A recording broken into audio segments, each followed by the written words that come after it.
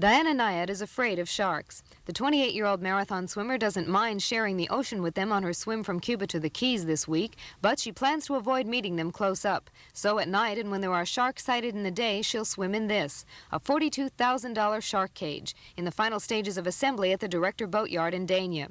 It took over 70 workers to create the shark cage. The screen swimming area is 33 feet long and 8 feet deep and has a hatch on the back section so Diana can leave the beach in Havana and swim into the cage.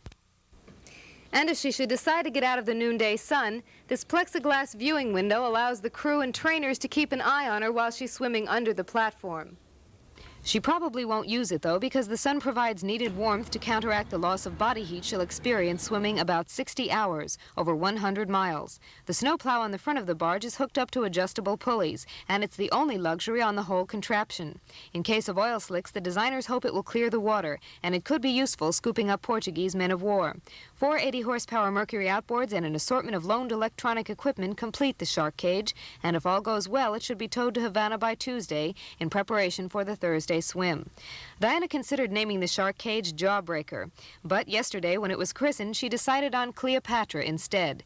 It might make a good crocodile cage if she ever decides to go for another record and tackle the Nile. Beverly McFarland, Channel 4 News.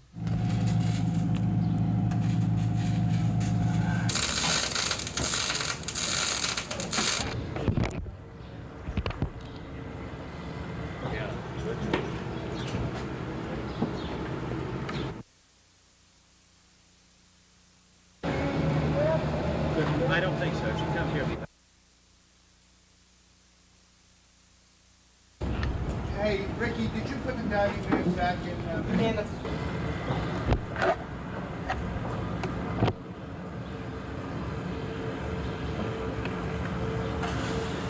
Well, my thinking from the very first moment that I did meet Diana was to reduce effort, physical effort on her part. When I heard of this adventure of 60 hours, possibly 130 miles, I couldn't sleep until I had resolved many little things in my mind, how to save energy, because it just sounded like an impossible task.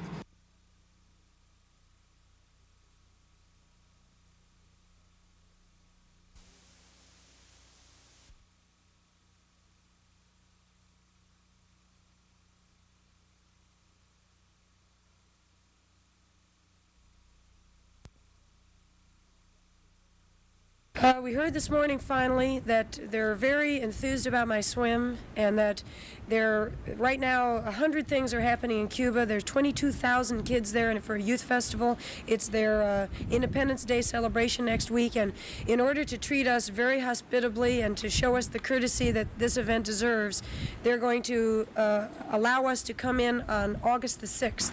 That's our whole group, the whole contingent, and they're going to treat us very well and treat us as an international event that they're proud of. And I'm not saying we're going to swim on August 6th, but we've received final permission to enter Cuba on August 6th. And then when the weather is amenable, we'll swim.